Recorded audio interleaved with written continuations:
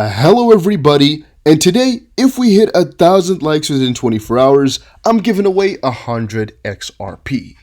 If you want to enter this giveaway, all you have to do is make sure you press the like button, make sure you are subscribed with the notification bell on, and make sure you put something in the comment section, like for example, what your favorite crypto is, put that down below. If you've done that, you're automatically entered, and if you win, you'll hear it tomorrow.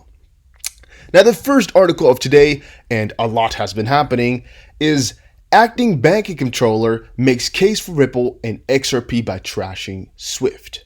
Now, we know a lot of organizations are not really liking Swift too much. And I'm not trying to say that Ripple and Swift are competing and that Ripple is going to be winning or things like that.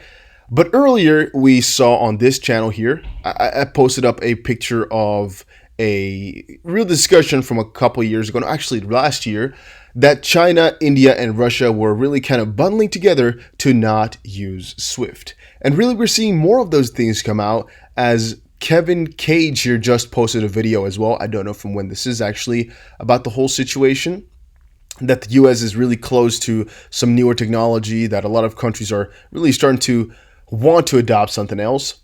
And also earlier on the channel, I showed you guys that the banking system, they most likely don't really have anything that could beat Ripple or XRP, because otherwise, none of these bankers that have been switching over like crazy in the recent years, yeah, they wouldn't really switch, right?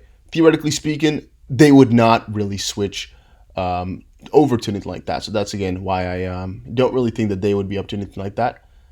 However, checking out the rest here, Brad Garlinghouse noted that it only takes a few seconds to conduct an XRP payment, while Swift transfer takes days, which eliminates volatility concerns. And really surrounding that, I just think it's a lot better, or a lot more realistic, that they'll be going for anything along the lines of Ripple instead of, GPI and Swift.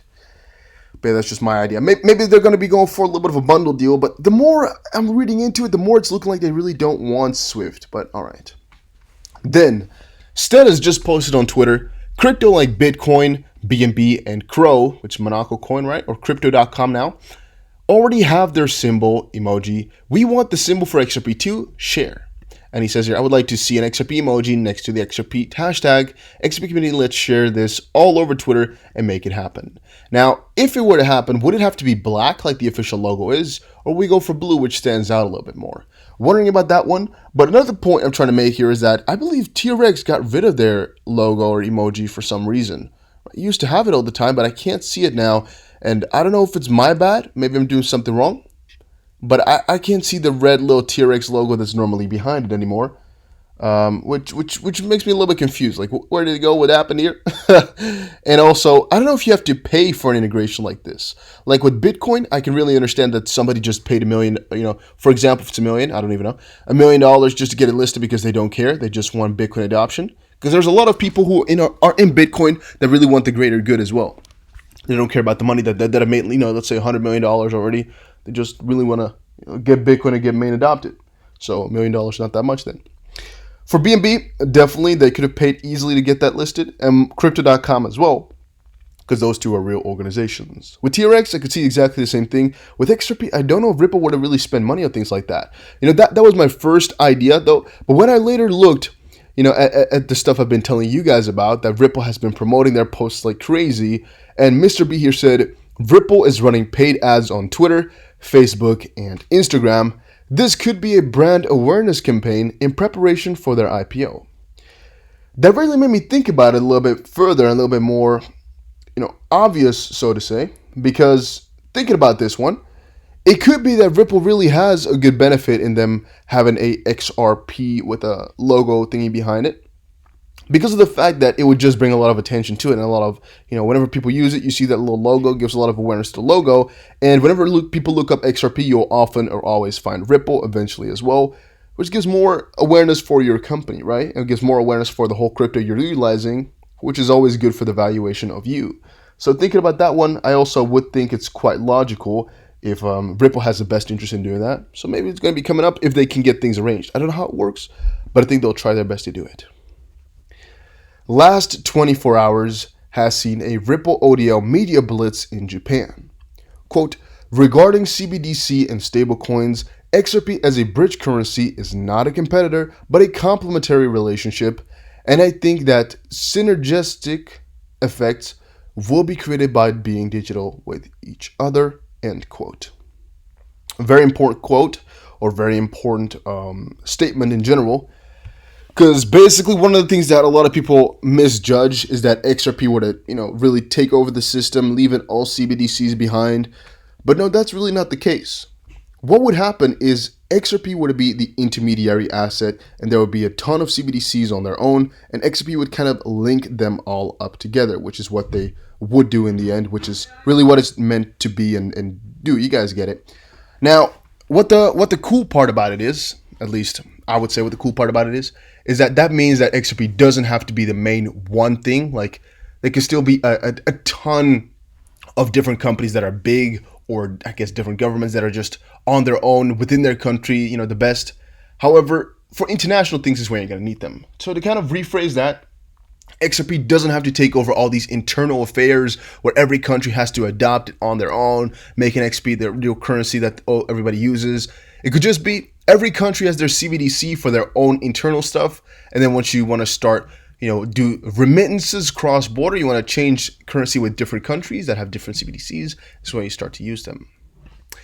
Then about Flare Network. Some of you guys showed this to me from Flare Networks that says creating and redeeming FXRP, a walkthrough. Basically, when I checked this out, which was really interesting to me, is that it's not as easy to unlock value as I would have expected. Flare Networks here, creating and redeeming FXRP. This post is intended as a simplified walkthrough of the creation and redemption of FXRP on Flare. It is designed to give a intuitive understanding of the system and its safety mechanisms. It does not highlight every element. The full white paper can be found here. So what I noticed is I thought it would be very freaking simple, right? Because they said it would be simple, and it kind of looks in simple pictures. However, it's a 14-minute read, and reading through it and checking it out, it's actually not as simple as I would have liked it to be, or as I would have expected it to be. There's a little bit more to it than anybody would have guessed. It's not as it's not as simple as anybody would have guessed, I think. So the problem here is that I think this leaves a lot of people in the dark. I might make another video explaining exactly how it works so I can understand it, but it's just like I would have expected the dummiest dummy that didn't really know anything about computers, didn't really know anything about currency, nothing like that, nothing about, I guess, this type of technology to just understand it still. But no, there's a lot of difficult words here and there still. There's a lot of difficult steps in their explanation. And again, it's not as simple as I would have liked it to be. Look at the calculations here with the compensation fee for the transaction and everything like that. People just got a little bit confused with it, which I understand because it's not as simple as I would have liked it to be. So that's a little bit of a problem. I think a lot of people are going to not pick it up now or not even get involved with it because it's a long tutorial, a long explanation about how everything works. But again, maybe if I make a video explaining it in simpler words, anybody could understand. Again, if you really read it with attention, you'll understand it. But it's just you gotta focus then. You gotta put a little bit of effort in. And by the way, keep in mind this is an oversimplified tutorial sort of for what it really is. There's a full white paper here, which is a whole nother freaking step, a whole nother freaking world. The reports though, or the comments here were also like, it's not as simple. It's a lot of reading, 14 minutes of just, probably if you got to understand it, it's like 20 minutes of just getting into it here because you need some focus. It's all text. And yeah, the people are not too happy with what they've done here. I'm not too happy with all of this. So yeah, I would have liked them to do it a little bit differently, is what I would have said if I didn't have an attention span. I'm guessing they did a pretty good job. It's understandable, but it just takes a little bit of effort. And I found a fun comment here by Spec. He said, "We are millennials. We cannot focus on words. We need pictures and motion, sir. We are a visual learning generation. Please use words like moon and Lambo to describe the wealth this will create." Which I liked a lot. But yeah, again, if you didn't understand it, just wait for some videos to come out. It's going to be fine. But I can understand if you're a little bit confused with some things in there. So don't be frightened. You're not the only one. All right, moving forward, as we got a dollar flat amid continuous U.S. economic recovery uncertainty. Well, yes, guys, it's no question, right, that the U.S. dollar is not in its peak position. I've been explaining about this all day to a lot of my friends here that I think, the US is really on the cusp or on the verge of something bigger.